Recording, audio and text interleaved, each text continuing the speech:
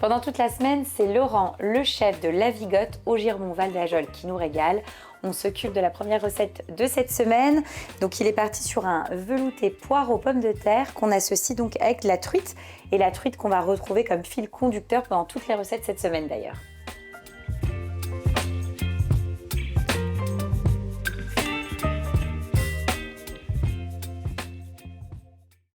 Le principe et l'idée, c'est de réaliser une petite soupe, on va dire ça comme ça, un velouté, je sais pas comment tu utilises. Ça s'appelle une vichysoise. Ah, ok. Donc, Un poire aux pommes de terre. Un poire aux pommes de terre s'appelle une vichysoise. moi, je saurais maintenant. Alors, Ok. contrairement à ce qu'on peut penser, vichysoise, très souvent on dit c'est à base de carottes parce qu'on pense tout de suite aux carottes Vichy. C'est vrai.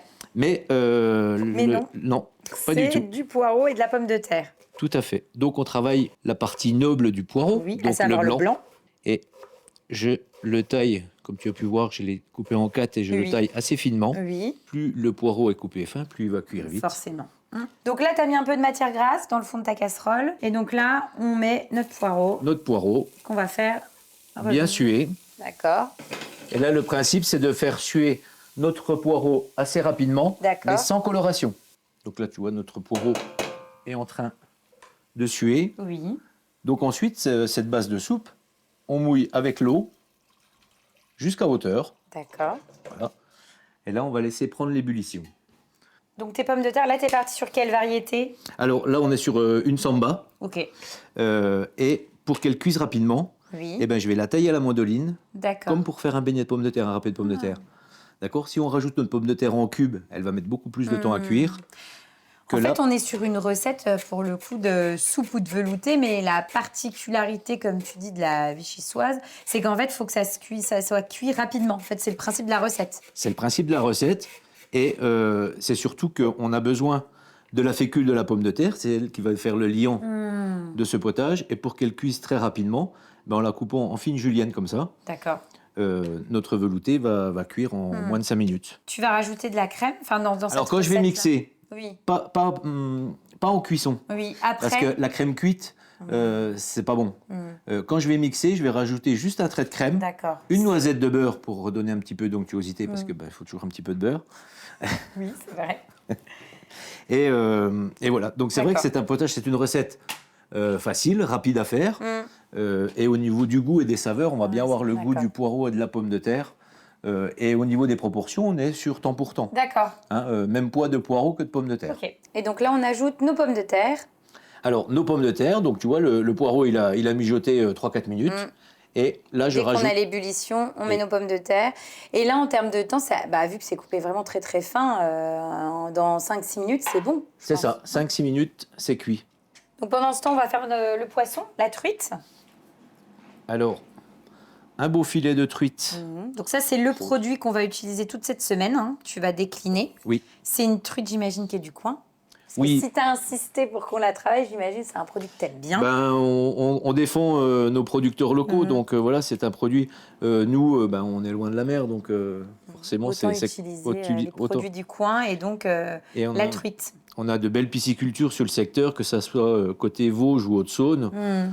Donc voilà, on a vraiment des truites qui sont élevées dans des conditions très, très correctes, parce que le poisson d'élevage, par exemple sur les poissons de mer, des poissons d'élevage où on est sur de la culture intensive, l'élevage intensif, et là tu vois, on a un filet, on n'a pas de gras. Et en fait, sur la base de la recette, on va couper des petits cubes de truite qu'on va mettre dans le fond de notre assiette. D'accord. Et ça sera la vichysoise chaude qui va cuire on va le verser au-dessus des petits cubes de poisson. Alors on peut quand même, on fait pas trop petit non plus, les dés, parce que la chaleur de la vichysoise va vraiment cuire juste comme il faut notre poisson. Alors notre poisson, on va juste l'assaisonner un tout petit peu. D'accord. Sel et poivre. Donc là, tu assaisonnes ton poisson, alors, ta truite, donc un petit peu de sel. Un tout petit peu parce que notre velouté va être bien assaisonné. Oui. Donc c'est juste vraiment pour assaisonner un tout petit peu le poisson. Et un petit coup de moulin à poivre. C'est ça. Voilà. Et donc ça, c'est prêt. On va mixer. Oui. Donc là, hop, on met donc dans un blender. Alors tu as vu, les pommes de terre sont devenues bien translucides. Oui. Donc en fait, la pomme de terre, elle est cuite. Ah ouais, c'est très très rapide. Et donc là, un coup dans le Mixeur, alors si on n'a pas de mixeur, on peut le faire avec la girafe. Hein. Oui, c'est ça, c'est ça. Fonctionne. Alors après, l'avantage de ce robot-là, c'est qu'on On a... va avoir quelque chose de tout lisse. Oui, c'est ça. Et Alors, c'est là que tu vas ajouter ta petite touche de crème. Oui, c'est ça. Juste pour blanchir un tout petit peu et donner un peu d'onctuosité. Oui, c'est ça. Après, la crème et le beurre. Mais cette touche de crème, toi, c'est vraiment Oui, c'est une petite. 5 centilitres. C'était Hein, une petite larme. une petite larme. Une petite larme de chef. Et Non, mais je dis C'est- ça, je précise. c'est comme la petite noisette de beurre que je vais rajouter. Voilà, exactement. Moi, la noisette, tu vois la taille d'une noisette. Eh ben- Pourquoi vous appelez ça une noisette? Moi, j'arrête pas de rire. On est d'accord, c'est absolument pas la taille d'une noisette. Bon, alors une noix de beurre. Ok, je préfère.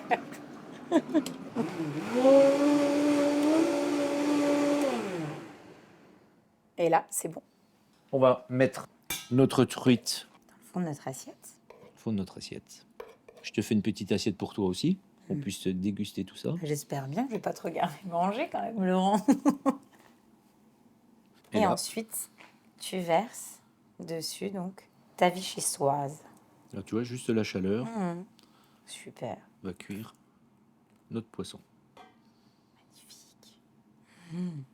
Génial. J'adore les recettes comme ça. Non mais en tout et pour tout, on a dû mettre genre 10 minutes quoi, un quart d'heure. Hein. Ah oui. Franchement, la recette express. Hein. Une petite pluche d'aneth pour ramener. Un petit touche de verdure. Bah, un petit point de verdure, c'est quand même important sur... Oui, sur une assiette. Et après, on va goûter.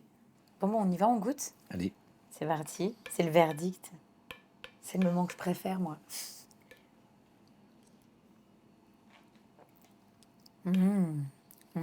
C'est excellent. En fait, je trouve ça génial parce que moi, j'adore effectivement quand le poisson est bien nacré à cœur, etc.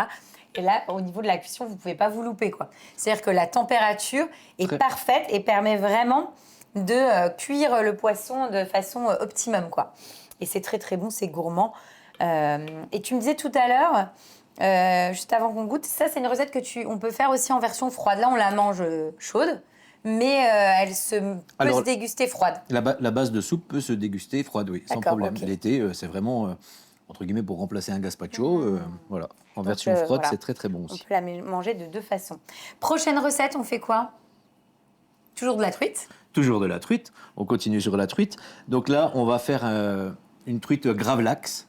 Et on va servir cette truite gravlax avec un céleri rémoulade à ma façon.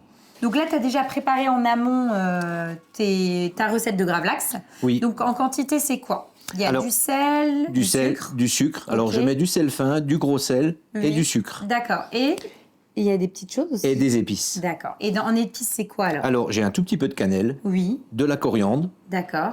un peu de poivre grain Oui, et le reste un tout petit peu d'épices, mélange 4 épices. ça marche. Ok. Donc on va recouvrir notre truite avec ça. Et donc en quantité de sel et de sucre, tu mets quoi? Alors pour 500 grammes de sel, je mets 200 grammes de sucre. Ok. C'est le sucre qui emmène le sel dans la truite. Pour pouvoir le cuire. Enfin, Voilà, cuire, pour voilà. le détendre, on va dire ça comme ça. C'est ça. On met notre poisson au sel. D'accord. Et ça pendant 6 heures. Donc au bout de 6 heures, on va le retirer, on le rince et là on peut le travailler. Et là, on peut le travailler. Ça marche. Donc celui-ci, on va le réserver et puis tu en as préparé d'avance, on utilisera celui-ci. Oui. Mais on va peut-être faire le céleri rémoulade avant. On va faire mon céleri rémoulade. Donc là, pour ton céleri rémoulade, à ta façon, j'ai hâte de voir ce que ça donne. Donc on va récupérer le céleri que tu vas passer à la mandoline. Alors, je vais le râper bien fin. Voilà. Alors bon, à la maison, moi je fais jamais ça. Hein, j'ai un robot On a un robot. qui marche très bien. Donc vous pouvez faire ça aussi, vous, à la maison. Alors, avec le robot, ça fonctionne. Oui. À la main, le produit n'est pas... est un peu moins maltraité, on va dire. Ah, d'accord, donc je me conseille plutôt de le faire à la main. Ben oui, surtout que ça va assez vite avec une petite mandoline. Oui, mais moi je le ferai pas à la main, je te le dis tout de suite. Oui. Donc ça c'est bon. Ensuite, Granny Smith. Oui. Donc, pour ramener une petite pointe d'acidité, D'accord. Donc toi, dans ton céleri rémoulade, tu mets toujours un peu de Granny Smith. alors oui, C'est un peu ça adoucit. ta recette secrète, quoi. C'est ça. Ça adoucit vraiment le céleri. Donc ensuite, on mélange On va les mélanger. deux ingrédients. Les deux légumes. Alors, étant donné que le céleri et la pomme, c'est des produits qui noircissent, Oui. donc là, je vais citronner un tout petit peu. D'accord. Très légèrement, c'est vraiment pour... Très légèrement, hein, c'est juste pour avoir cette petite pour pas avoir d'oxydation de notre céleri rémoulade. Parce que si on prépare cette recette un peu à l'avance, Oui, sinon, elle risque de noircir. Je vais bien écraser mon citron. Donc tu le coupes. Hop là. Et donc on en met un tout petit peu. Voilà. Super. Et d'habitude, traditionnellement, le céleri rémoulade s'assaisonne avec de la mayonnaise. Oui. Sauf que là, je vais l'assaisonner avec juste de la crème fouettée. D'accord. Je vais le saler. Oui, tu peux. Donc tu assaisonnes avec un petit peu de sel. Hop là. On mélange. Et donc là, on va mettre la crème fouettée. Oui. Donc notre crème juste montée, Oui. bien serrée. D'accord. Et donc là, tu mets 2 bonnes cuillères à 2 soupe. belles cuillères. Et là, tu vois, je vais l'incorporer D'accord. vraiment tout doucement pour éviter que notre crème retombe. Et là, on va être en tout... Ça va être vraiment très léger au niveau de la texture. Très souvent, le céleri rémoulade, tu sais, il est un peu, c'est un peu lourd. Costaud. Je suis Oui. d'accord. Et là, juste avec la crème fouettée comme ça, Le fait de choisir cette option crème fouettée, en fait, ça allège un peu la préparation. et là, je vais rajouter Un petit peu de ciboulette. un tout petit peu de ciboulette ciselée. Donc, hop. Ça aussi, finalement, un peu comme la... Enfin, au même titre que la crème, ça va assaisonner ton... Ça va assaisonner notre céleri. Donc, tu vois, on n'a pas du tout de ni de moutarde, ni de vinaigre. En fait, l'acidité a été amenée un petit peu avec le jus de citron. Oui, oui. Hein. Tu veux que je remélange un petit peu? Allez, je te laisse mélanger. Donc, délicatement. Donc là, on a quasiment terminé, Laurent. Hop, je mélange. Et pendant ce temps, tu peux couper ta truite. Alors, ma Donc, truite truite que tu as récupérée, que tu as dessalée à l'eau. dessalée à l'eau claire. Voilà. Et là, on va la couper. Et très important, quand on l'a bien rincée, Oui. la mettre dans un torchon pour qu'elle bien enlever l'eau et qu'elle soit bien D'accord. épongée. Alors, tu vois cette texture et la couleur qu'on a c'est de magnifique. la truite. C'est trop beau. Donc toi, tu coupes dans ce sens, j'imagine, c'est pour ton dressage. Hein, C'est pour mon dressage. C'est ça. La façon dont tu allais dresser ton assiette. Donc là, on est parti pour le dressage. Donc on prend un petit peu de céleri rémoulade sur une assiette noire. Hein, ça va bien ressortir pour le coup, là. Mais c'est important le contraste, Oui, tout à le fait. contraste des couleurs. On va avoir le blanc de notre céleri rémoulade, le rose de notre truite. Super. Et ensuite, tu viens poser donc ton saumon grave, enfin ta truite, pardon, Truite gravlax. gravlax. Et j'ai préparé une petite huile verte, donc D'accord. juste du persil que j'ai blanchi et mixé, D'accord. avec un tout petit peu d'huile D'accord. d'olive. Et donc, tu vas venir. Ça, c'est vraiment la petite touche d'assaisonnement finale. Et ensuite, hop là, Petite brindille. la petite touche de ciboulette. Eh bien, super. Eh ben, on va goûter. Oui. C'est beau. Hein.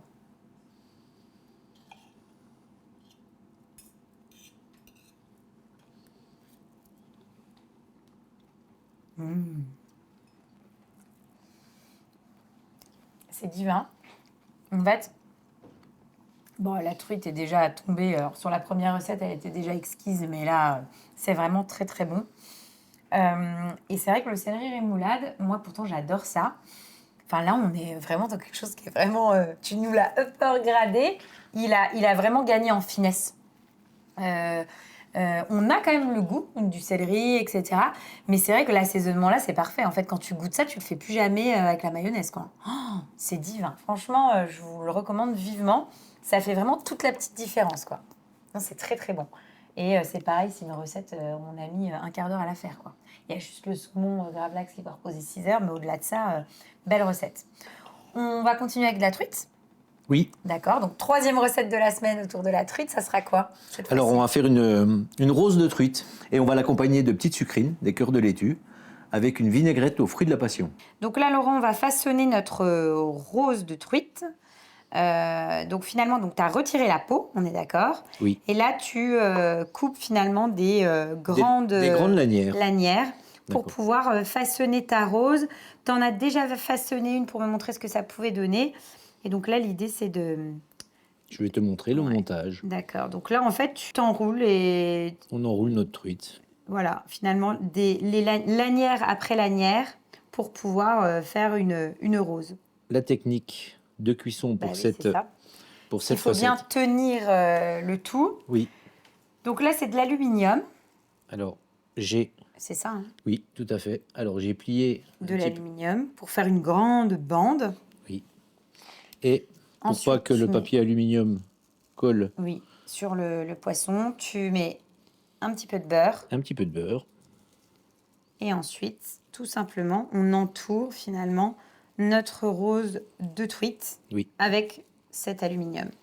Ça Alors- va permettre de maintenir l'ensemble pour la cuisson, quoi. Alors, ça va permettre de maintenir.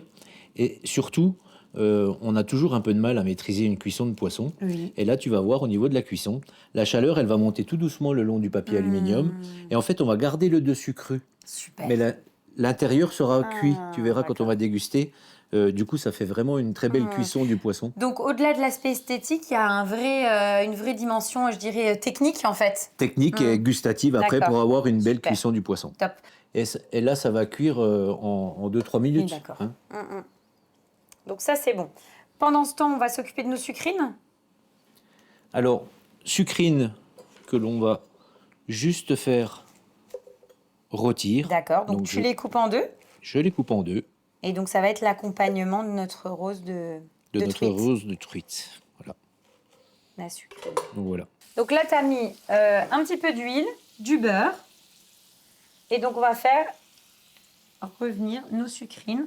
Là, l'idée, c'est d'avoir une petite coloration Vraiment la petite coloration, qui va apporter la petite touche de gourmandise. tout à fait. C'est un produit qui est tellement tendre et tellement fin, ça ne demande pas beaucoup de cuisson. hein. On est Et d'accord. tu verras qu'au niveau de la dégustation, on aura le cœur qui sera encore tout frais. Tu vas assaisonner avec un petit peu de sel. Un petit tour de moulin à poivre aussi. C'est vrai que la sucrine, tu vois, c'est pas un produit qu'on utilise souvent en accompagnement et pourtant c'est vraiment sympa, je trouve. Oui. C'est beau, c'est visuel, puis c'est Oui. bon, quoi. Et puis gustativement, c'est Ouais, vraiment... c'est sympa. Donc tu les mets un tout petit peu sur l'autre face, mais C'est là il juste... reste 1 minute 30 de cuisson, quoi. C'est ça, Même c'est pas. juste pour que la chaleur continue de monter dans notre... Ça marche. Alors tu vois, elles ont pris juste Ah, une belle c'est très, coloration. très beau. Mais visuellement, tu vois, mettre ça après dans l'assiette au dressage, c'est super, quoi. Donc là, on va lancer le poisson. Donc la poêle qu'on a fait un peu chauffer, tu mets un petit peu d'huile d'olive. Un petit filet d'huile d'olive.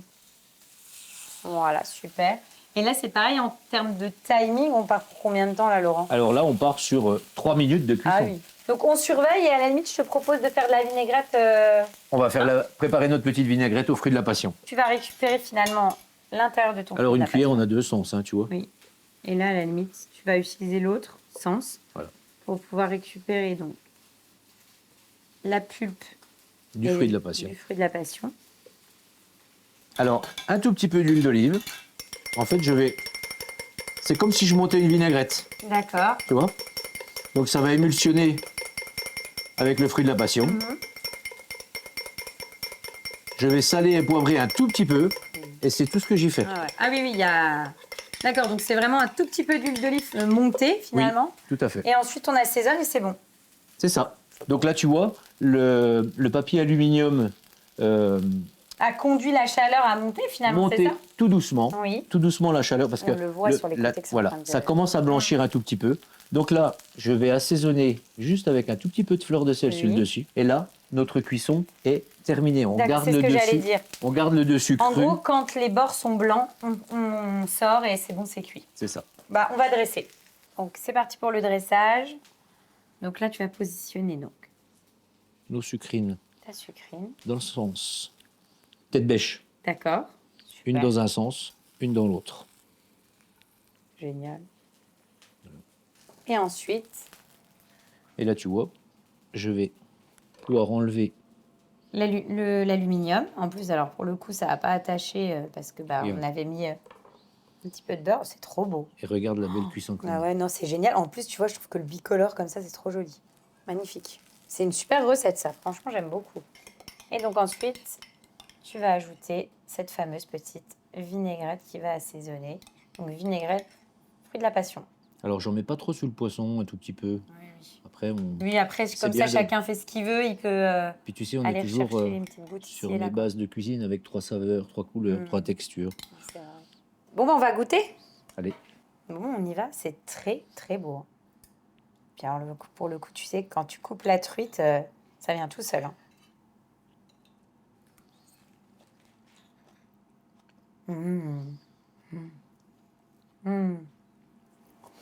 C'est vraiment très très bon. Alors déjà, la cuisson de la truite est vraiment bonne, mais alors, finalement, dans les 3 recettes que tu nous as fait de truite, on sent que le produit, il est déjà de base extraordinaire. Et peu importe la recette, c'est vraiment excellent. Et moi, j'aime bien cette petite sucrine où on a mis une petite noisette de beurre. Tu vois, voilà, en plus, tu as de la mâche et avec la petite touche de peps de passion. Qui relève bien le Exactement, tout en fait, du plat. exactement. C'est vraiment la petite touche qui donne toute la dimension à la recette. Et c'est pareil, on a mis un quart d'heure quoi, à la préparer, même pas. Donc, recette qu'on peut même faire le soir en rentrant à la maison, quoi. On va faire quoi ensuite, après nos recettes autour de la truite? Alors, on a fait 3 plats autour Oui. de notre truite. On va passer au fromage. Oui. Donc, avec un fromage, j'aime bien travailler les fromages. Donc là, on va faire un chromeski de fromage. Et avec une petite salade de mâche sauvage, comme on cuisine le pissenlit. Tu sais, à la D'accord. chaude merotte. Ça marche. Donc, je vois que finalement, ta farine, tu as de la chapelure, j'imagine qu'on va le paner. Voilà. Ça ressemble à ça, en tout cas. Donc, je te laisse nous montrer ça. Donc là, Tu l'as coupé en petits dés. voilà, Hein. un bon cube Oui. que je vais rouler du Dans coup la farine. dans la farine. En fait, finalement, on est sur un chromeski de Chromeski. carrément bon. C'est ça. Et là, l'étape très importante, tu vois, l'excédent de farine, je Il faut l'enlève le bien. retirer. Hein. Ensuite, on le trempe donc dans l'œuf. Et ensuite dans la chapelure. Alors ta chapelure, c'est quoi? Pain? Simplement Alors, c'est- torréfié? C'est ça, notre pain qu'on a laissé sécher D'accord. et que l'on a passé au mixeur pour la réduire en poudre. Donc avec une chapelure bien sèche. Et par précaution, je renouvelle quand même l'opération D'accord. 2 fois. Oui. Alors pas la farine. Non, juste l'œuf et Voilà, et je vais la retremper chapelure. une fois dans l'œuf. Oui, pour être certain que finalement ton chromeski ne perce pas. Parce que dès qu'on est sur un chromeski de fromage, pour le coup, si ça perce, t'as tout le fromage qui part, quoi. Donc, ça. pour garantir, on va dire, la recette, on le panne 2 fois. C'est ça.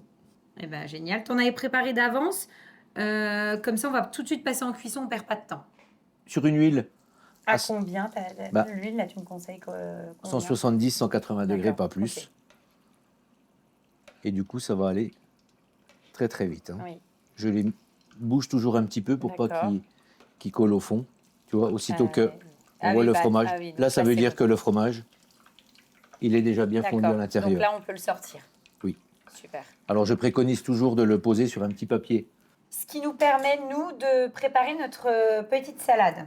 La cuisson à la chaude merotte. Donc, du coup, on fait rôtir des lardons D'accord. qu'on va déglacer avec un vinaigre Melfort. Ok. On va rajouter un peu de crème, un peu de moutarde. Et ça sera l'assaisonnement de notre mâche. C'est ça. Alors, Ok. mâche actuellement, Oui. mais c'est l'assaisonnement que l'on fait traditionnellement Avec les pissenlits. avec les pissenlits. D'accord. T'en as pas trouvé, donc t'es parti là-dessus. On part sur le chaud? Allez, Donc on y c'est va. parti. Donc t'as mis un petit peu d'huile, tu mets un petit peu de beurre. Oui, parce que dans les Vosges, on met quand même un peu de beurre pour C'est vrai que les lardons, c'est pas riche en soi. Tu vois, il y a quand même pas trop de gras dans ces lardons. Non, c'est vrai. Hein. Donc là, on les fait revenir. Donc avec une légère coloration. Hein. Alors là, tu vois, nos lardons, ils ont Pris une belle petite coloration. Belle Et petite donc là, tu vas déglacer donc, avec du vinaigre Melfort. une petite goutte de vinaigre. D'accord. Une petite cuillère de moutarde. Et un tout petit trait de crème. D'accord. C'est comment cette recette, tu m'as dit? Alors, c'est ce qu'on appelle la chaude merotte. Ah oui, ok. Donc ça, c'est une recette quoi? Vosgienne, Ah traditionnelle oui, d'accord, vosgienne. ok. C'est vraiment le pissenlit, on dit qu'on le cuisine à la chaude merotte. D'accord. Avec l'œuf poché qui est C'est que dessus. je ne l'ai jamais fait. Hein. Et tu vois, le fait d'avoir mis le vinaigre, l'acidité et la crème, la moutarde, tu vois, ça nous fait une petite sauce. C'est lié tout de suite. D'accord. Et ça, Super. on va pouvoir le débarrasser. Donc dans notre mâche, C'est ça. la bonne mâche que tu as trouvée là dans les prés. Mais effectivement, ce que tu me disais, donc là, on est plutôt sur une recette habituellement qui s'associe avec du pissenlit. Alors, C'est ça? Oui, c'est ça. Et en fait, le pissenlit, si on met l'appareil à chaude merotte bien chaud dessus, ça permet de cuire un peu le pissenlit. Hein, c'est une salade qui est quand même assez dure, donc ça a D'accord. besoin d'un petit peu de chaleur et ça fait de la cuisson en fait. D'accord, ok. Et la mâche, c'est pareil. Donc là, on va dresser. Donc tu mets un petit peu de mâche donc, avec notre sauce À la chaude merotte. à la chaude merotte, voilà. Hop là, super. Bon, ça apporte de la gourmandise, hein, ça c'est sûr. Hein. Puis tu vas Petit voir lardon et tout. le mélange petit lardon, fromage fondu. Ah, bah, j'ai pas de doute là-dessus. Hein. C'est magnifique.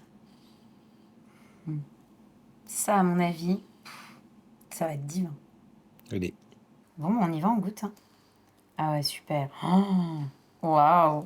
Ah bah là, c'est réussi. Hein. C'est tout Tu vois coulant et tout. Ouais, génial. La cuisson est parfaite, chef. Et tu ramènes ce petit côté un peu campagnard avec le lard. C'est excellent, exactement. On est vraiment sur une recette très campagnarde. Tu vois, on a vraiment tous les codes. C'est très très bon. On voit en plus que c'est vraiment coulant à souhait. Ce qui est bien, c'est que c'est une bonne alternative au plateau de fromage. Quand je t'avais appelé, je t'avais dit ça serait sympa que tu nous proposes voilà, un petit fromage travaillé. Et là, on est vraiment dans les codes du fromage travaillé.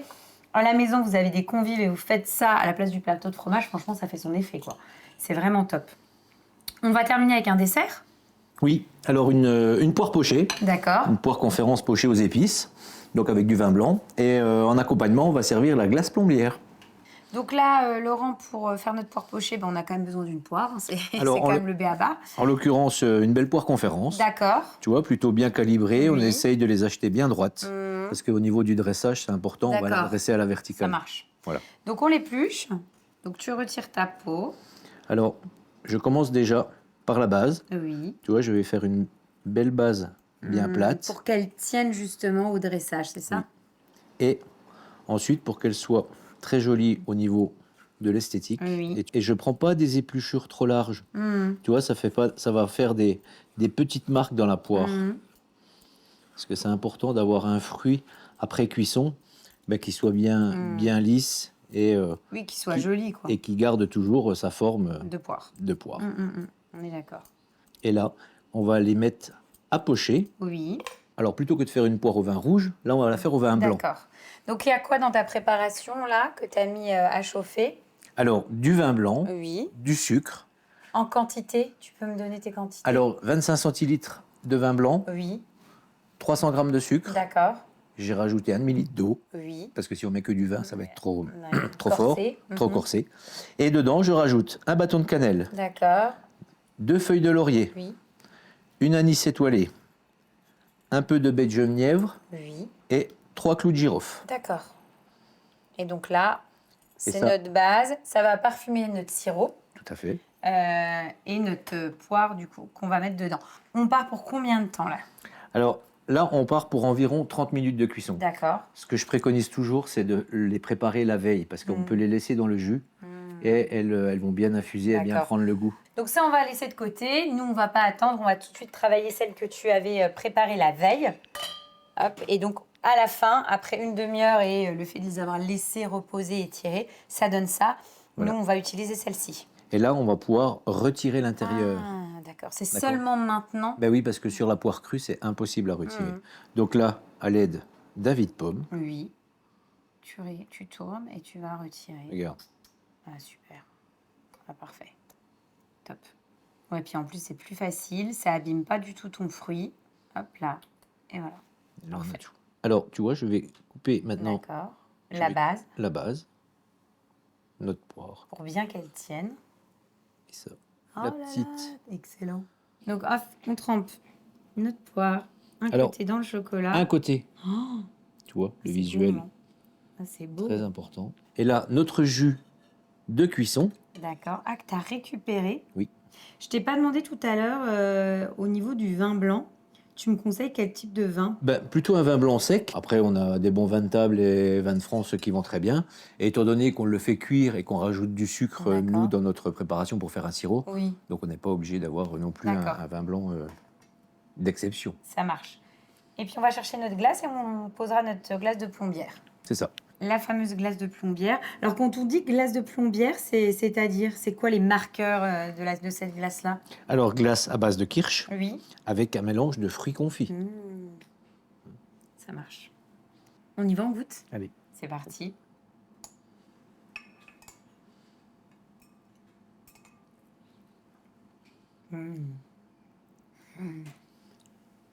C'est dingue parce que je trouve que Donc, dès qu'on poche un fruit tout de suite, ça lui apporte une gourmandise. C'est vraiment très très bon. Et là, on a la petite touche, tu sais. Alors pour le coup, si tu sais pas forcément que c'est du vin blanc, mais tu sens que le sirop a été travaillé autrement qu'un sirop sucré et eau. Et c'est vraiment très très bon. Avec la petite glace et les petits copeaux de chocolat, on est vraiment sur un beau dessert. On se régale et puis voilà, hein, on termine, j'ai envie de dire, en beauté cette semaine-là. Laurent, merci à toi de ton accueil. Merci à toi. Voilà, à chaque fois, on aime bien venir chez toi parce que, on se régale. On découvre des recettes, des fois vosgiennes, qu'on n'a jamais testées. La chaude merotte. Exactement. Et en plus, c'est vrai que c'est dans un cadre magnifique. Donc voilà, on a tout, en tout cas, pour passer un bon moment. Donc on reviendra l'année prochaine. Avec plaisir.